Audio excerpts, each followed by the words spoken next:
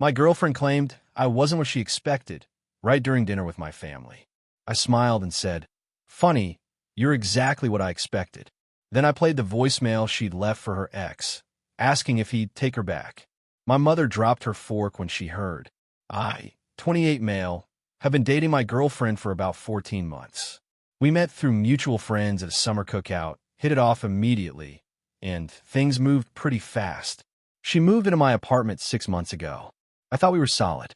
I thought we were building something real together. Some context about me. I'm an electrician. Union job, good benefits, solid hourly rate. I make around $78,000 a year, which isn't crazy money, but it's honest work, and I'm proud of what I do. I own a truck that's paid off, have decent savings, and I'm working toward buying a house in the next couple years. I'm not flashy. I don't pretend to be something I'm not. What you see is what you get with me. My girlfriend works as an assistant at a real estate agency. She makes less than me, but has expensive taste that doesn't match her income. Designer bags. Specific brands of makeup that cost more than my grocery bill. The works. I didn't mind at first because everyone has their thing, but over the past few months, I noticed she'd been making little comments. About my clothes not being stylish enough. About my truck being old. About my lack of ambition, because I wasn't trying to become a contractor or start my own business. I brushed it off. Couples go through phases where they annoy each other, right? Last weekend was my mom's birthday. Big family dinner at my parents' house. My whole family was there. My parents, my older brother and his wife, a younger sister, my grandmother who drove up from 2 hours away. About 10 people total, including me and my girlfriend. Now, my family isn't wealthy. My dad worked at a manufacturing plant for 35 years before retiring last spring. My mom was a school secretary until she retired a few years before him. They raised 3 kids in that house, put us all through community college or trade school, and they're comfortable. Not rich, comfortable. They're good people who worked hard their whole lives and never complained about it. My girlfriend has always been a little weird around my family. Polite but distant, like she was tolerating them rather than enjoying their company. She'd smile, but it never reached her eyes. I noticed but figured she was just shy around new people or needed time to warm up. At the dinner, everything seemed normal at first. We were eating my mom's famous pot roast, talking about my brother's new baby, laughing at my dad's terrible jokes that he's been telling for 20 years. Normal family stuff. Good vibes. Then my grandmother asked my girlfriend when we were getting married. Classic grandma move. I laughed it off. Give us some time, Grandma. We're still figuring things out. My girlfriend didn't laugh. Instead, she said, "Honestly, I'm not sure we're headed that direction." The table went quiet. Forks stopped moving. My mom tried to smooth it over like she always does. "Oh, every couple moves at their own pace." "It's not about pace," my girlfriend interrupted. "It's just, he's not really what I expected, you know? When we first started dating, I thought he had more potential." I felt my face get hot. "Excuse me." She kept going, like she'd been waiting for an audience, like she'd been rehearsing this speech in her head for weeks. "I mean, you're almost 30 and you're still just an electrician. You drive the same truck you had in high school. You don't want to travel anywhere interesting. You don't want to try new restaurants. You just want to watch football and work on your buddies' cars on the weekends. It's not exactly inspiring." My sister's jaw literally dropped. My brother looked like he wanted to crawl under the table. My grandmother's eyes went wide. "I just expected more," she finished. "That's all I'm saying." The table was dead silent. My mom looked like she'd been slapped. My dad was gripping his fork so hard his knuckles were white. You could hear the clock ticking in the hallway. And me? I smiled. Because here's the thing. I already knew exactly who she was. 3 days before this dinner, I was using her iPad to look up a recipe while she was in the shower. Her phone and iPad are synced to the same Apple account. A notification popped up. A voicemail transcription that had synced over from her phone. The voicemail was to her ex. Not from him. To him. She'd left it for him earlier that week. I know I shouldn't have looked, but I did. The transcription said, "Hey, it's me. I know we haven't talked in a while, but I've been thinking about you a lot lately. Things with my current situation aren't what I thought they'd be. I miss what we had. I miss you. I know I'm the one who ended things, but I was wondering if maybe you want to get coffee sometime? See if there's still something there? I'd even be open to trying again if you were. Just call me back." Please. I found the actual audio file in her voicemail app later that night while she was asleep. I sent it to myself. Save it in 3 places, just in case. So when she sat there at my mother's birthday dinner telling my entire family that I wasn't inspiring enough for her, I was ready. Funny, I said, still smiling. You're exactly what I expected. She looked confused. What's that supposed to mean? I pulled out my phone. It means I found a voicemail you left for your ex last week. The one where you asked if he'd take you back. Her face went pale. The color literally drained out her cheeks. Want to play it? I'm sure everyone would love to hear how open you are to trying again with him. You went through my phone? Your iPad, actually. It's synced. But that's really what you want to focus on right now. My mom said, what voicemail? At the same time, my girlfriend said, that's private. I hit play. Her voice came through the speaker, crystal clear. Every word audible in the silent dining room. I miss what we had. I miss you. Then the kicker. I'd even be open to trying again if you were. My mother dropped her fork. It clattered against her plate loud enough to echo. My dad stood up slowly. I think you need to leave. Now. My girlfriend started crying. This is taken out of context. What context makes that okay? My brother asked. You literally just told a table full of people that your boyfriend isn't good enough for you. And now we find out you've been trying to get back with your ex? I wasn't trying, You left him a voicemail asking him to take you back, my sister said flatly. That's literally the definition of trying. My girlfriend looked at me with tears streaming down her face. I can't believe you would humiliate me like this. In front of everyone. You humiliated yourself. I just provided the soundtrack. She grabbed her purse and stormed out. Didn't say goodbye to anyone. Just left. We heard her car start and peel out of the driveway. The rest of dinner was awkward, but honestly, my family rallied around me. My grandmother said good riddance and asked for more pot roast. My mom hugged me and said she never liked how my girlfriend looked at our house like it was beneath her. My dad clapped me on the shoulder and said I handled it like a man. But now I'm sitting here wondering what comes next. She still has stuff in my apartment. We're both on the lease until the end of the year. And I guarantee this isn't over. Did I handle this the right way? Probably not. But after months of subtle put-downs and finding out she was actively shopping for my replacement, I don't feel bad about it. Update 1, 4 days later. Well, things have escalated exactly how I expected them to. First, thank you to everyone who validated that I wasn't insane for playing that voicemail. Some people said it was petty or cruel or that I should have confronted her privately. Maybe. But she chose to publicly humiliate me at my mother's birthday dinner in front of my entire family. She opened that door. I just walked through it. So here's what's happened since. The night of the dinner, she didn't come home. I figured she was staying with a friend or maybe her sister. Fine by me. I needed space to think anyway. I sat in the apartment that suddenly felt bigger and quieter and processed everything. The next morning, she showed up at the apartment while I was at work. I know this because my neighbor texted me asking if everything was okay since he heard a lot of banging around and what sounded like drawers slamming. When I got home after my shift, she'd taken all her clothes and most of her bathroom stuff. Fine, that's her property.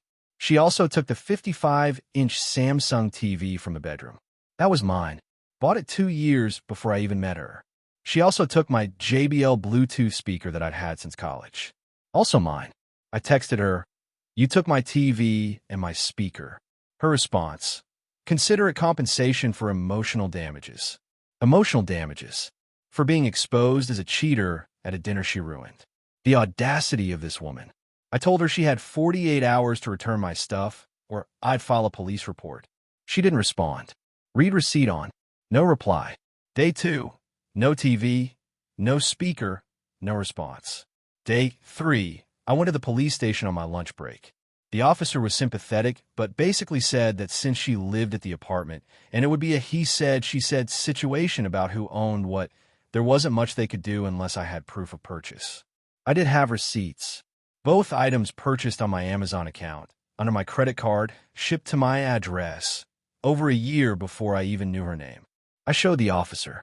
He said I could file a report, and they tried to contact her, but realistically, this was probably a civil matter, and I might need to take her to small claims court.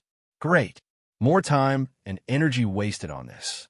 While I was dealing with that, She was apparently dealing with something else entirely, controlling the narrative. She told all our mutual friends that I ambushed her at dinner, that I'd been emotionally abusive for months, and that the voicemail was taken out of context because she was just confused about her feelings and didn't actually cheat since nothing physical happened. Suddenly, people who had been friendly with me for over a year were looking at me sideways.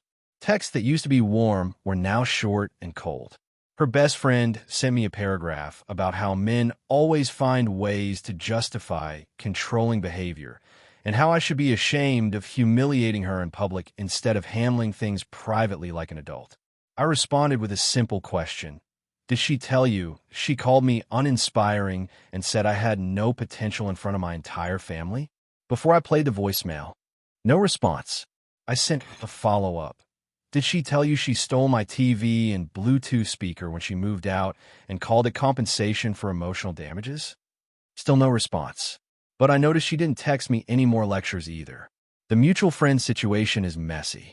Some have quietly reached out to get my side of things. Some have clearly chosen her without bothering to hear mine. I'm not fighting for people who don't want to hear the truth. But here's where it gets interesting. Her ex called me. Yeah, the guy from the voicemail. He found my number through Instagram and called me directly out of nowhere. Hey man, he said, I just wanted to give you a heads up about something. She's been calling me nonstop since whatever went down with you guys. I don't know the details, and honestly, I don't really care, but she's telling me you were abusive and she needs somewhere to stay and emotional support. Was I abusive? He laughed. Not a mean laugh, more like a tired one. Dude, I dated her for 2 years. I know her playbook. When we broke up, she told everyone I was controlling too. I wasn't. I just wouldn't let her spend my money on designer stuff while I was eating ramen for dinner. Sound familiar? Yeah, I figured. Look, I'm not getting involved in whatever drama this is. I blocked her after the 3rd call, but I just wanted you to know she's spiraling and she's going to try to make you look bad to justify her own behavior. Document everything. I thanked him, genuinely. It was weirdly validating to hear that her pattern wasn't unique to me, that I wasn't crazy. So now I'm documenting. Screenshots of every text exchange. The police report for the stolen items.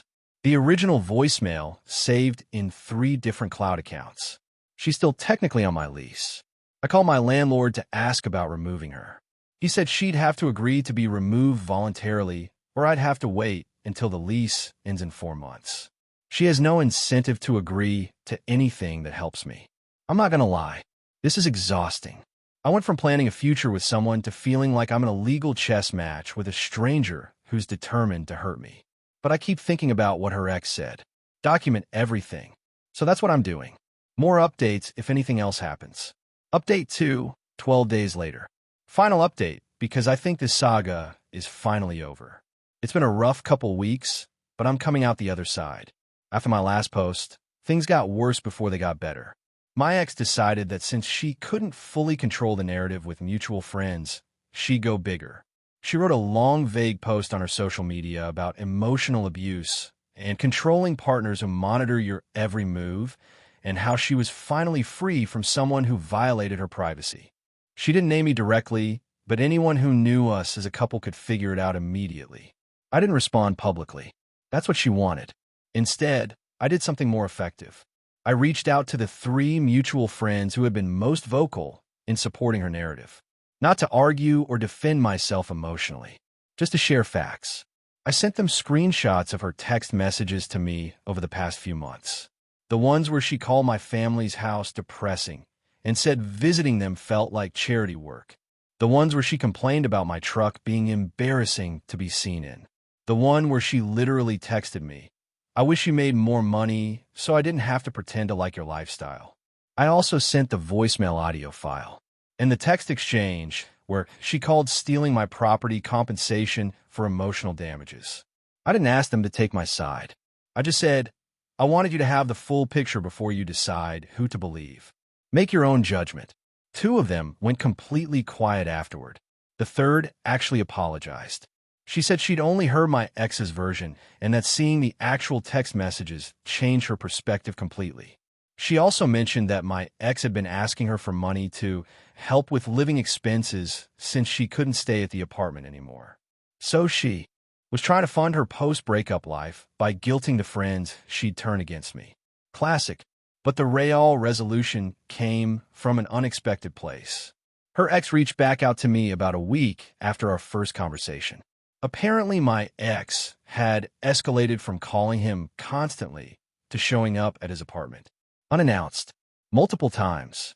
He told her clearly and firmly that he wasn't interested in getting back together and that she needed to stop contacting him immediately.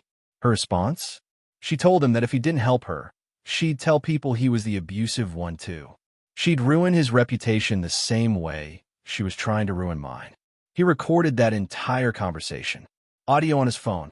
He sent it to me the same night. "Thought you might want this for your documentation folder," he said. In the recording, you can clearly hear her voice saying, "If you don't help me through this, I'll tell everyone what you did to me." Him, "What exactly did I do to you?" Her, "I'll figure something out. It worked before.